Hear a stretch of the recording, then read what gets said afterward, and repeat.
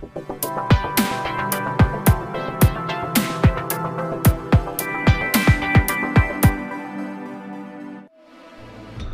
तालुक्यातील ढाक, पोटल आणि पाली परिसरात उभारण्यात येणाऱ्या टोरंट वीज प्रकल्पाला स्थानिक शेतकऱ्यांचा तीव्र विरोध होत असून शेतकरी आता आक्रमक झाले. पाली येथे झालेल्या बैठकीत शेतकऱ्यांनी एकत्र येत कर्जत तहसील कार्यालयावर मूक मोर्चा काढण्याचा निर्णय घेतला.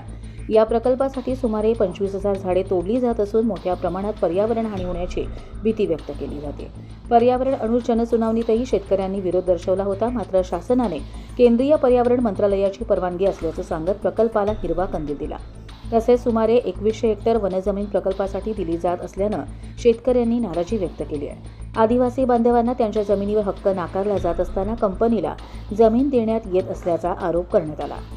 पाली येथे झालेल्या बैठकीत विविध गावांतील शेतकरी, आदिवासी बांधव आणि स्थानिक नेते मोठ्या संख्येने उपस्थित होते. या बैठकीत प्रकल्पाविरोधात तीव्र आंदोलन छेडण्याचा निर्णय घेण्यात आला असून लवकरच मूक मोर्चाचे आयोजन करण्यात येणार आहे.